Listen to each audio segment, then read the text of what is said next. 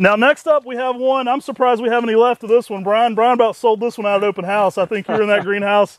He was wheeling, dealing right and left. I was peddling these sweet Lorraines. He was telling everybody, he's like, you can't miss out on sweet Lorraine.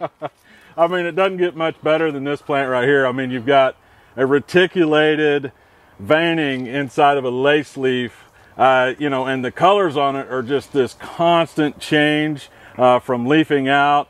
I've been just watching this as it leaves out in the greenhouse, and it just gets me all excited. I've been taking some killer photos on that. But yeah, this is one I had to add into my collection. They're a little greener this time of the year here in the greenhouses as well, but this one leaves out like some pink pastels, even some purple shades. It is a true reticulated Laceleaf, so it has that, almost what you like about the Ghost series. It has that reticulated veining to every single leaf. Exactly what you like about the Ghost series, but in a Laceleaf format. So this is going to be a low cascading umbrella, more of like a 3 to 4 foot tall by about 4 foot wide, kind of a low, slower growing Laceleaf.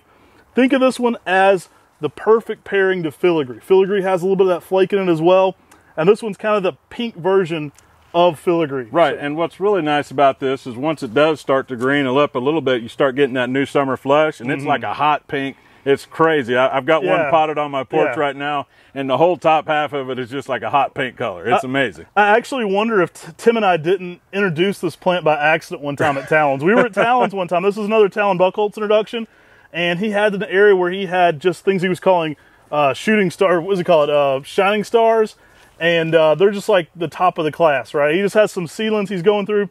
He picks out the ones he wants to name, like Waveleaf was from that. And I think this was there in that program.